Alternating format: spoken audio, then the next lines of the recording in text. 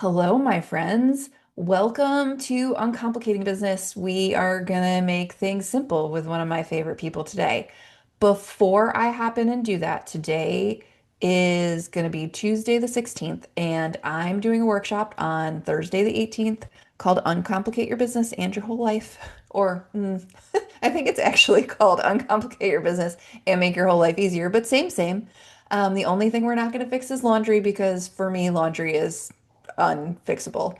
Um, but the link to sign up for it is in the show notes or the transcript or the wherever we are. It'll just go to the page and it will be there because Bree and her amazing team actually do that for me because they're the most amazing. I am so excited to have my friend Bree here today. I always say that the people I interview and I bring on here are my favorite people, but that's true because like when people cold pitch me interviews, I'm like, oh no, I don't know you. I don't do that at all. I only bring on people I adore. So I am really happy to be talking about trust with Bree today. She does a lot of things. I'm going to let her tell you a little bit about it, but one of the things I can tell you is she and her team are the behind the scenes that make this podcast exist. They keep my sanity on track. They check in with me and are like, "Hey, this thing you were going to do, did you ever do that?" And I'm like, "Oh, yeah." Like they do a lot for me and really well, and it's appreciated. So, she will have a lot of really important thoughts on trust because she works with a lot of people who run businesses, but also runs her own and does multiple things and, has like children and a life and all the other stuff. It's like all the things at once. She knows. So, hello, my friend. How are you? Well, thank you. Thank you for having me on. I'm really Oh my excited to gosh. be with you. I'm delighted. Tell people better than I did what you do. Okay. I will try because I feel like it's always like a work in I, progress. it's like a quiz in the worst way. Right. It evolves. But we really like to work with consultants. Sorry. We really like to work with consultants, healers, and change makers who are changing the way we do things in the world, like leadership consultants or coaches or people who are making an impact. And just, we really want to help support them in that. It's such a lonely business journey and you feel like you have to wear all the hats. And so we really love teaming up with our clients and walking it with them.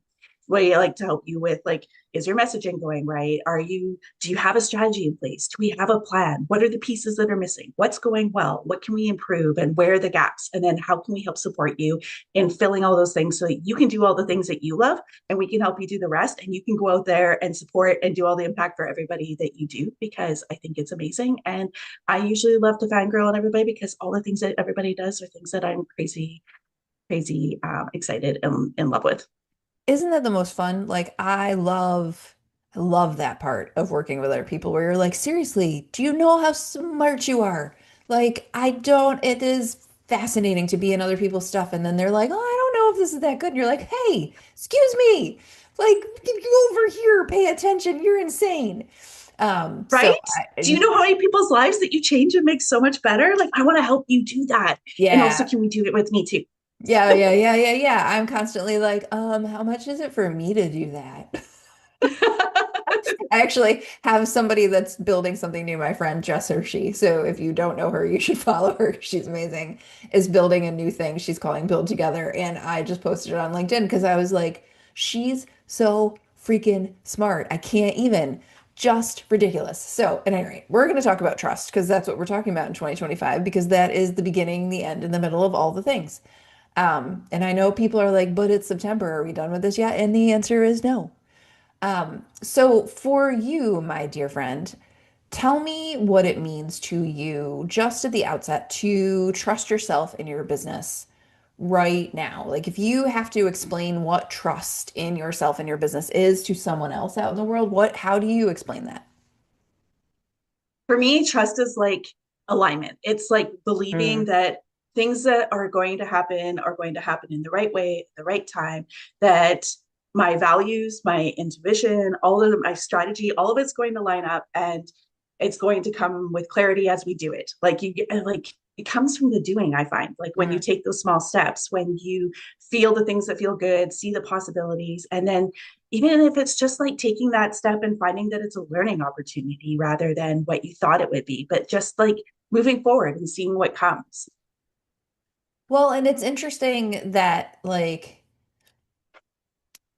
the idea in there is that trust comes from the doing, Mhm. right? I think people, just like confidence comes from the doing, right? Wait, trust is the step before doing. That's the weird conflict in there, right? We have to trust it to do it, but we have to do it to build our trust.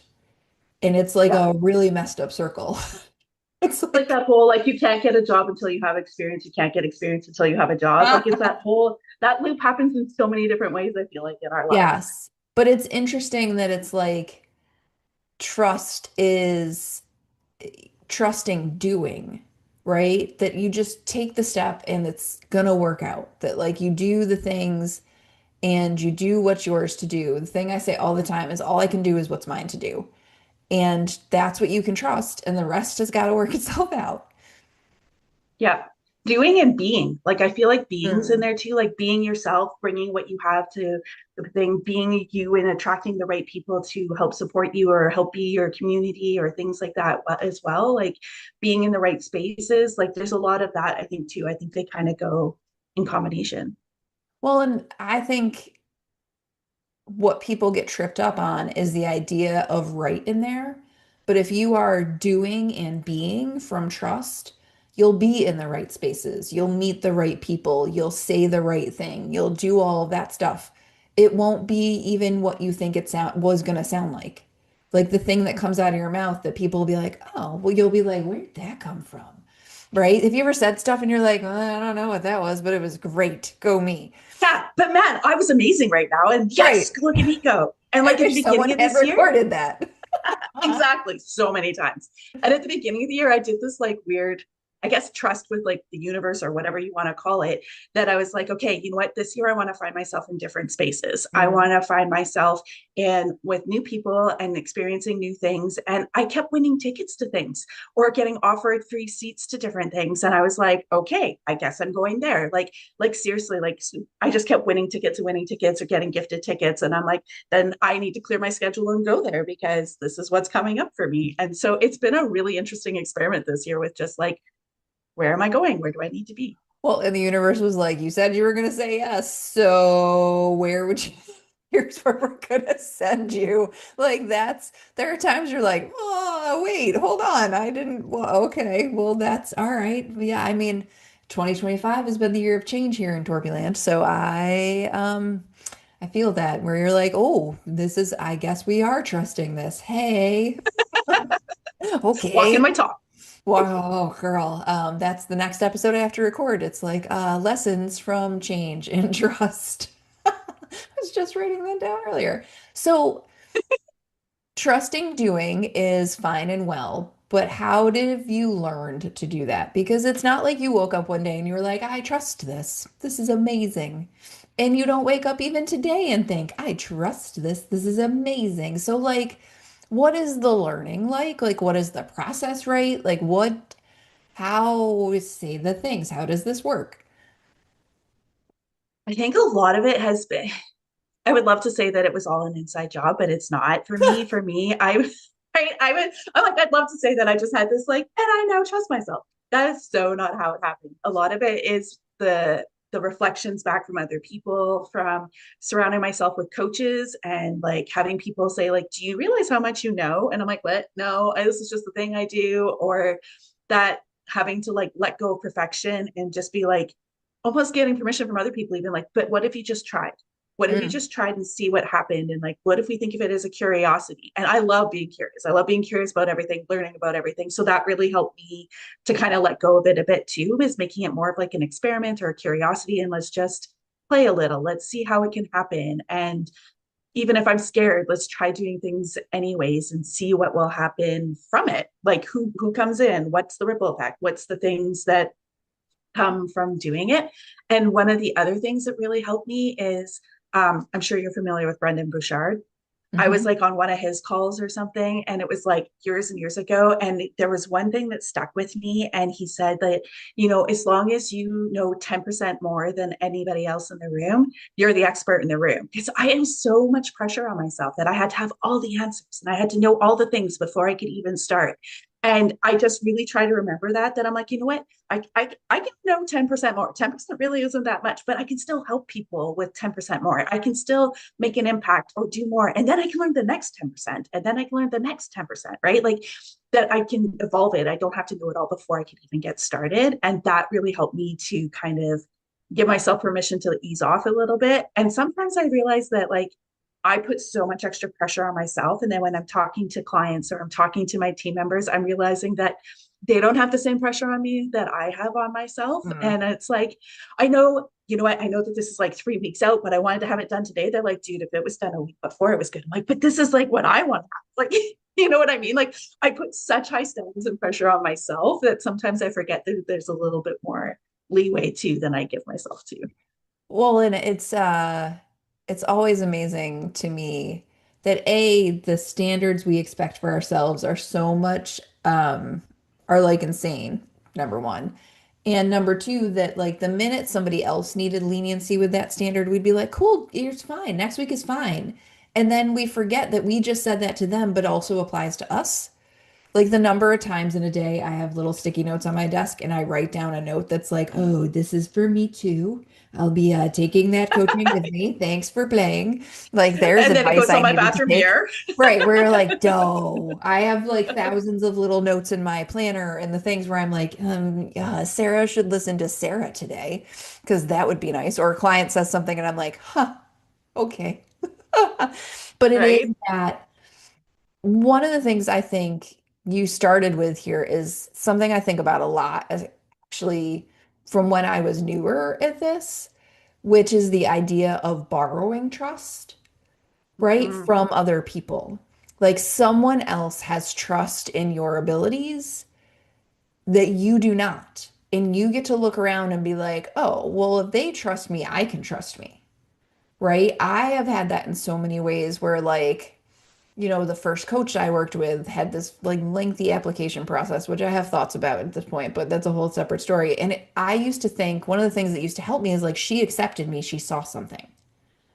So I would borrow her trust in that I had expertise worthy of sharing when I didn't think I did. And that went on for a really long time. The other thing I will say is your 10% ahead is everyone else's first year of teaching. Where you're like, I thought I was gonna know all of this before I started, but turns out I'm on Tuesday and we're on Monday. Because at a certain point, like you're not that far ahead, and you have to get good at being like, I'm a little far ahead, but not real far ahead. Especially if they were like, oh, did you teach eighth grade math this year? Now you teach sixth grade science, and you're like, shit, do I? All right. And it Right. starts tomorrow, you said? Okay. I don't know anything about, I can remember the first year I was in the school district I was in the longest. He was like, oh, eighth grade science, your entire first 4 months are about the Grand Canyon. And I was like, okay, well, okay, not a geologist, but I guess I'm gonna learn some stuff. And like I was learning, I don't, 10% would have been generous for me to be ahead. Like really generous, like aggressively generous. I was like 1% ahead, but I was ahead. And I knew things about being a person that, 13-year-olds didn't. But I think that's everybody. The thing I always say to people is like, who Neil deGrasse Tyson is, the astrophysicist. He's like a science guy. He's like the planetary science guy. If you go on TikTok or other places, he's like from wherever. But all I can think all the time is like, he doesn't know everything. And if it's okay for him to be out there and not know everything, then it's really okay for me. Right? Like he Yeah. doesn't know everything about the planets, and yet he is like the guy. So, okay. If it's okay for him to not know everything and be the expert, then I somehow that works for me. Somehow that's permission. I don't know if it's the same because I don't have any Well, back. and what else came up for me along the way too is that if I don't have the answer, I've gotten confidence and I trust in myself that I can find it.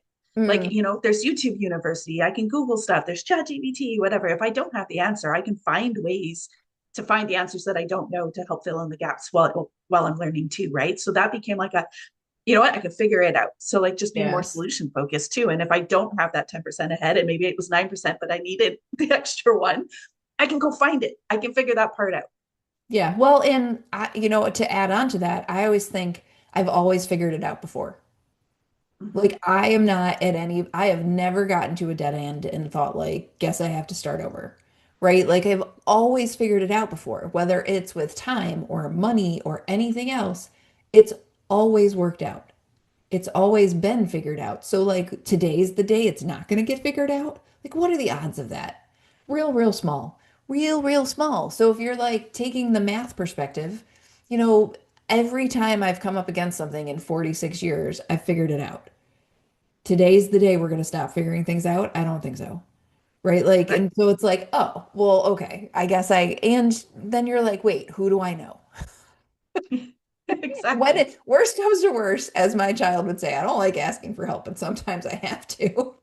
You you reach out because there are people that know and you know them. And if you don't know them, you know someone who does. Right? No expert is more than two layers away from you, which I think is fascinating. Like somebody you know knows the person, right? It's Yeah. true. That's fascinating to me, but if you really think about it, like that's true. I never thought about it from the expert thing, but I was just going through something similar with my daughter because she's 19 and she's trying to figure out what Mm, she wants to do with her life. And I'm really trying to be like, there's no gun to your head. You don't have to go to school. You don't have to whatever. Like play, go try some stuff on, then figure it out or whatever. Like it doesn't have to look the way that everybody says it does. And I'm like, and if you want to try something on, like I probably know somebody you can go talk to and interview about it or whatever. And I'm like, and if I don't know, I know somebody who probably knows somebody who you could, and we could figure that out. And literally, she's like been going on one thing, and I'm like, okay, here's this person you could go interview, and here's this person you could go interview, and this. And she's like, you really do know somebody for everything, but I never thought about it from the expert perspective. Like I knew yeah. about it for that, right? But that's so true. But it is like there is somebody, doesn't matter what you're going to come up against, that same process is going to apply. Once you have the process, Yeah, I, like and the somebody asking. knows, right? And then it's the asking, and the asking is uncomfortable, and I get it, right? Like I think, trusting yourself to ask is hard, but it is that you trust, your own capabilities, and that makes a difference. And that's interesting. So, what do you think learning to trust your business has looked like? Like, is it the same or different as learning to trust yourself? I think it's very similar. I think it's very similar. Like it's for me, it's like the trying it, the Mm. experimenting with it, the doing the stuff, the working with different clients till I find the one that, oh, you know what, like this is like part of the process. I figured out that I like these things and this is where I can really help people, or this is where I love to geek out and this is where I can support or whatever like that. And then just trusting that like I feel like for me too, like my business is almost a reflection sometimes of where I am too. Like if I'm struggling in my personal life, it's kind of struggling over here too. So it's like a checkpoint too. Sometimes we don't see it on one side, but we find it in the Yes. other. Right. And so yeah, I feel like they're very similar and sometimes kind of almost go parallel that way. You're like, oh, parallel rats. Uh, Ah, right. question related though, because I know you have a team. So Mm-hmm. talk to me about the kinds of trust that building a team has taken. That came about really differently too. And like I started building a team. And when I did, I knew that I didn't want to do it in ways that I'd heard other people have jobs. I didn't want to be a dictator leader who was like, my way is the only way. I wanted to do it where we empowered each other and we grow together, both personally and professionally. I don't know how not to have dual relationships. So I'm just owning that. That's a thing. I'm like, you know what? I'm just going to love on you a lot. Like, probably going to hang out, have dinners, do things if we can, and stuff like that. Like, I'm going to want to know all about your weekend and not just that that you did this work thing or whatever. And so there wasn't really a business book like 8, 9 years ago when I got started on how to do a team like that. Yeah. And I found what I was looking for when we were working with our client, Elaine Alec, who's an Indigenous leader who created this amazing framework called Cultivating Safe Spaces. And through that, I had to learn like it's okay to trust. There are people that have strengths in different areas, and we need all of those areas Mm. together to be able to like bring the best support and to be able to capture those gaps in those things. Like I can't see it all from my perspective. I need all the other perspectives in there too and other strengths, right? So like where I'll go in and I'll have a client meeting and I make my messy shorthand notes. I have another team member who comes in and she makes them magic. She's like made it into a workflow. Now other people can understand that there's said headings and subheadings. And I'm like, you're amazing. Like, like kind of having those experiences and being like, oh, there are people that can do things better than me. And hey, you know what? I don't know everything. You guys help me learn. Like that's always an Mm. invitation with my team, right? Like I don't want anybody to ever think that my way is the only way, that like I know like I made a system in our ClickUp and stuff, and I'm like, I cannot understand it, but if everybody else doesn't understand it, that's a problem, right? So trusting that they'll give me feedback and that I create spaces that are open for them to be able to do that. And that when I'm in life moments and I'm having my own struggles, to be like, hey guys, I'm having stuff go on. I need your help. And being able Yes. to be open and ask them. And they do every time something comes up, like my best friend passed away a year and a bit ago. And that was a big hit for me. And so they did. They stepped in, they took over, they like looked after me, they checked in on me. I would do like whatever I had, but they made sure everybody else was taken care of and nobody like had to have anything left behind because I was being human and stuff like that. So it's been really incredible. And I love the way that we work. And I love the way that that framework fits into our business model. And it's how we work together and how we work with our clients. But that did like having that framework helped me to see where the trust in that plays and where it plays such a big role. And Well, that I think sometimes, it's, even if you get burned, you still have to trust. yeah. Well, but I think that's inevitable, right? Like there is Mm-hmm. no perfect hiring. There is no perfect, everybody's going to fit right. There is no perfect marketing plan. There is no perfect podcast launch. There is no perfect. So that's going to apply everywhere. But I think it's lovely the trust in other people, but also I think the trust in yourself to look around and be like, none of these models work for me. I'm going to make my own. And to Mm-hmm. know, because that is a kind of trust. It's a trust in your own ability to A, know what you want and how you want it, and B, to lead from it. Right? I think so many people are like, well, but if I'm a leader, I have to act like X because all they've ever met are the leaders they don't want to be. Um, I worked in school buildings and I've met some wonderful school administrators and some that, well, at any rate, they were good examples of how not to show up for people. And I think everybody's got those examples, but the models of how it works, especially if you're in a space that is evolving and that is not been, institutionalized for 50 years, right? Like it's not the space you and I are both in, the business on the interwebs. Like it's different. And leading a business led as a woman, as someone who helps and who gives and who wants to serve is different because you're never going to, the thing I always say to people is, I never ever am gonna do something, get growth by creating someone else feeling like they're less. Right. And you didn't want to Oh lead by God, no, people that just gave feeling me like like they're a, less. Right. Like it's just not. And it's so much of what leadership is taught as or marketing is taught as it's by making other people feel less. And I trust that, like, I just can't function like that. And that's okay. Right. Like, yeah. I can build people up and they'll still pay me. It's amazing. That whole crap rolls downhill. Like I'm like, no, no, no, no, no. We rally. Well, let's not focus on the crap. Let's focus on the solution and what can we do to learn from this and what do we need to change to make things right now, right? Yeah. Like, I Well, mean, and you can like, focus on what went wrong, or you can focus on what we can learn from it and move forward. and like, short of us being medical emergency room professionals, like, there's no wrong. Like nothing is that wrong, truly. Like, okay, hold on. Like we all, it's the maintenance of perspective too, because like we didn't, I, it's just not that bad. That is the level of panic that comes out of people sometimes. I'm like, hey, it's okay, right? You've been trying this thing for 10 days. We can count that on fingers. Nothing's exploded yet. And people are like, oh, oh, Interesting. Okay. Right? Like, and you're like, "Whew, let's all bring it down a couple of layers." What do you think is the next part of trust that you're working on? What are you learning? What are you working on now? For me, I think one of the next layers of trust is trusting in white space and the need Mm. for it, because I'm like a very much a doer and action person. Like I need to be moving. I struggled for a really long time and still do with like the stopping and being and just like, but then when I do, I'm starting to really notice like the magic that comes from it. Like, okay, you know what? But I can start to dream. I can start to see a bigger vision. I can start to like, but when I don't have those things, we just keep getting stuck in the same hamster wheel going, going, going. Right. So for me, it's like the remembering and the doing and the bringing in and scheduling that time and then not giving it up because, surveying and whatever. I'm like, oh, somebody else needs me. We'll just put you in that spot I had. So working on and trusting that that's one of the really important things for me. And I really need to honor that and put more of that negative white space type thing into my life, both personally and professionally.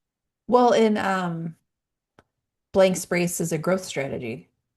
Mm-hmm. It is. I always say to people, like, take the blank space you think you need and add 10%, and that's closer to what you actually need. But same. And I'm terrible at it also, where I'm like, I don't know, because I don't know how to stop. Actually, I've been working on that for a couple of years now. Is like at some point, I stopped teaching college kids, and like a week later, somebody was like, we need to volunteer for it. And I started to raise my hand, and my husband literally like put it in his pocket. He like took my little hand and shoved it in his pocket. And he was like, you're going to put your hand down. And I was like, I have time. And he was like, that is not the point of that time. It's like literally not the point.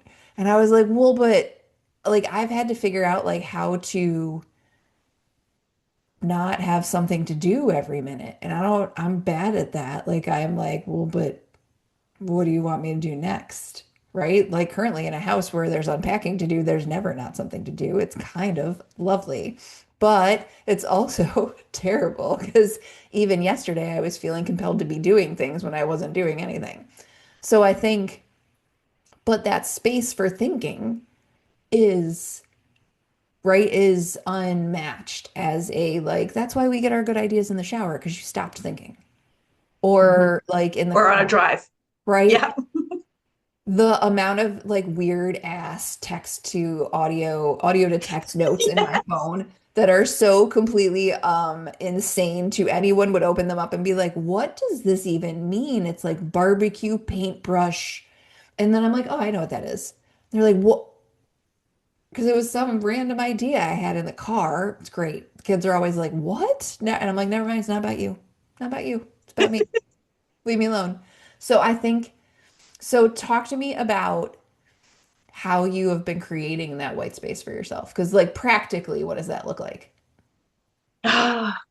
So, She's like, damn, I thought you right, would skip that. I wasn't supposed to get called out on it. I didn't say I was doing it well. I said it was one of my Same. next But things. nobody, but that's the thing. But Nobody like, does it well. So every little bit helps. right. And so, because like you said, okay, so like driving the car, going for a walk or things like that. So sometimes what it looks like for me is like, I find if I do like a Pomodoro method kind Mm. of thing of working, that by the end of the day, I still have way more energy than I did if I just slogged at it, right?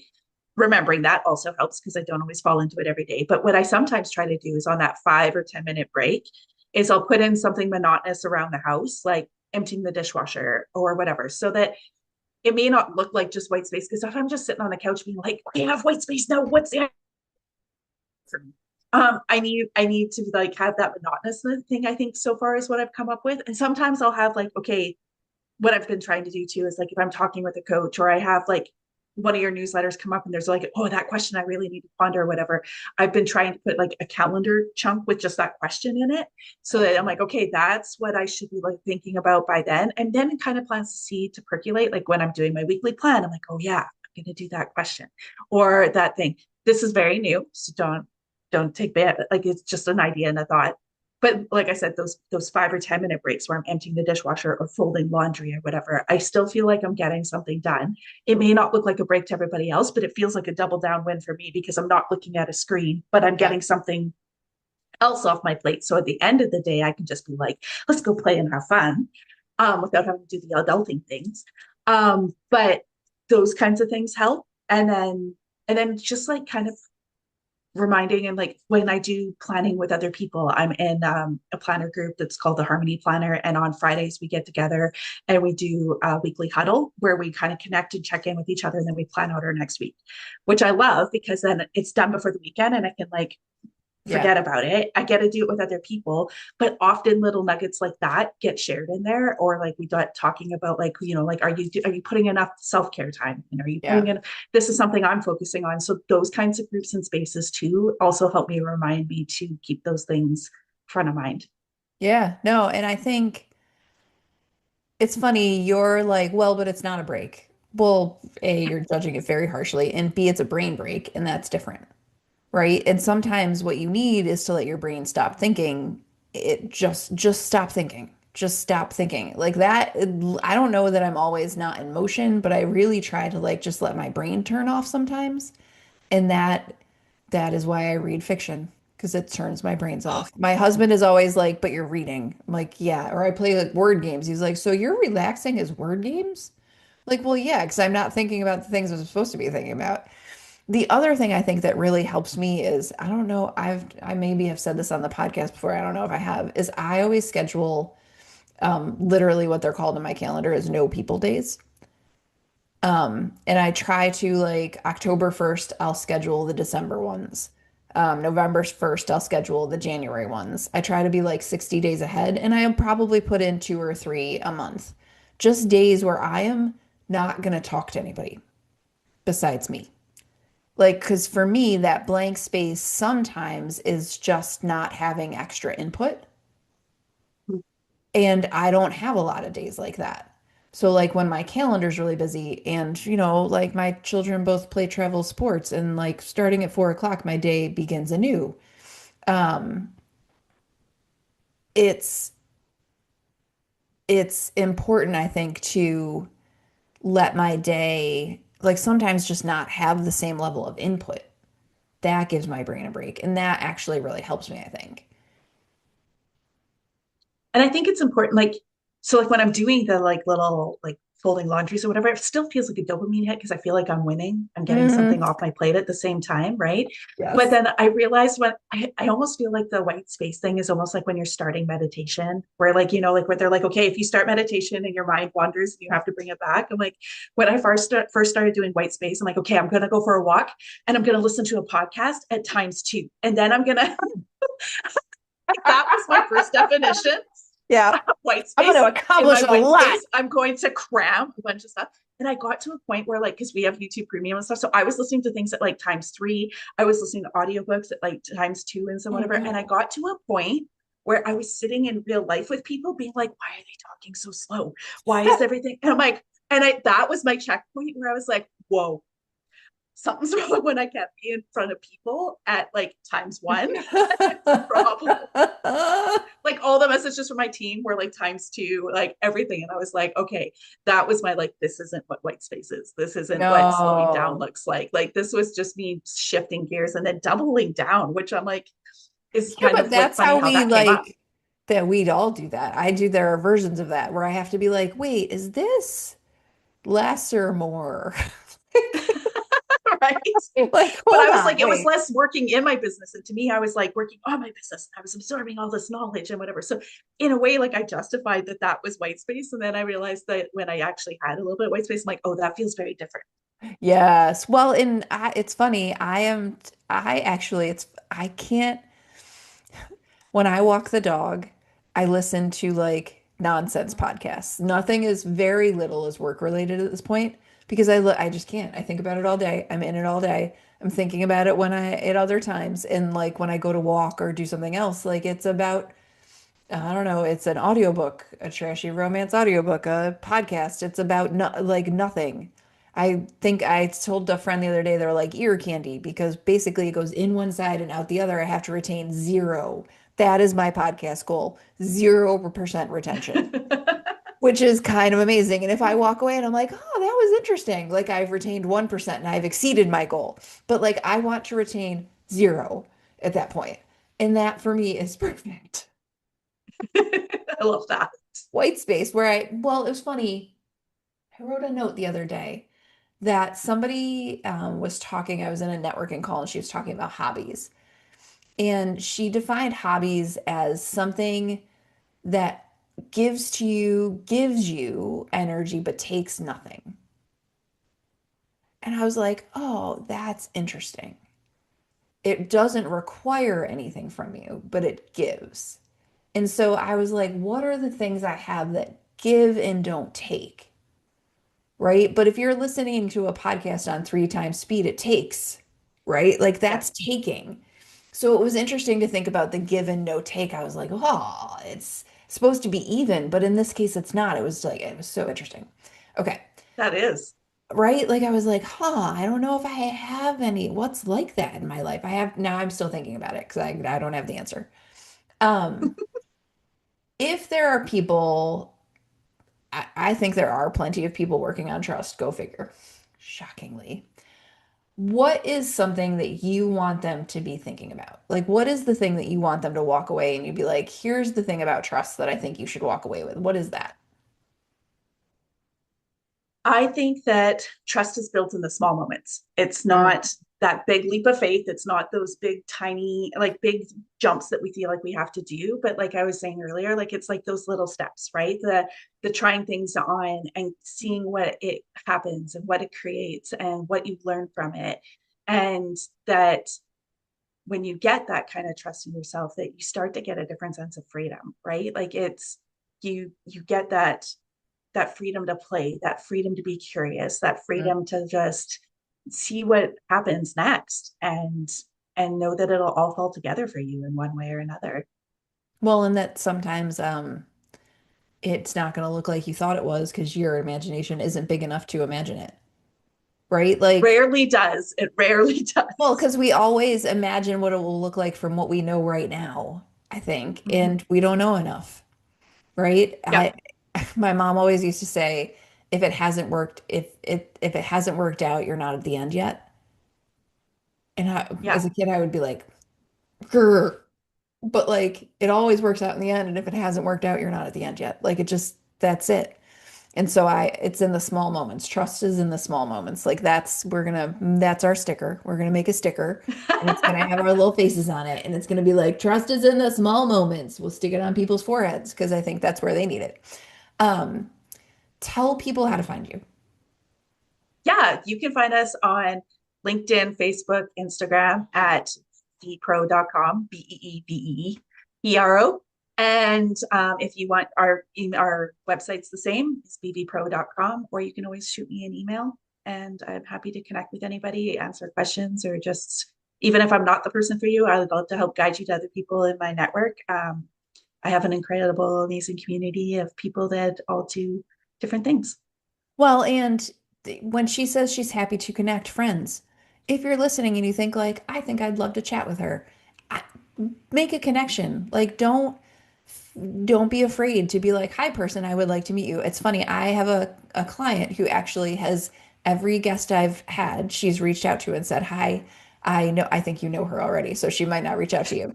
But if they have been someone she doesn't know, she'd be like, hey, I heard you on Sarah's podcast and I'd just love to know you. They have been so delighted by that. Listen, people are happy to connect. So if you want to know more of Bree, because you should, because she's fabulous, like all you have to do is send her a note and say, "Hey, I heard you on this podcast. I'd love to connect." And like that's literally how it works. Like Right? I Magic know we happens there. like to make it harder than that, but it's literally it. That's like all that is required. And then you like have a human conversation. It's gonna be great. Friend, thank you for coming and Thank talking to you. me. I am delighted always to see your face. All Thank right. you. I'm so glad to be here. And I hope that other people are too. Yeah, I'm sure they are. Friends, don't forget if you didn't sign up for the workshop yet, go do that. The link will be in the transcript or show notes or page or whatever. Come find it. Already on my calendar. Oh my God, I can't wait. I am Sarah Torpy. The place you find me are all the places. My website is torpycoaching.com. I run a Facebook group called Uncomplicating Business for teacher helpers and givers, just like this podcast. You should come play with us. We do all kinds of fun things. Group coaching is getting started in October. So if that is something you are interested in, that application will go up later this week. and it's going to be great. So you should come because we're going to simplify all the things. At any rate, y'all, I'll see you in 2 weeks. And until then, don't do anything too crazy.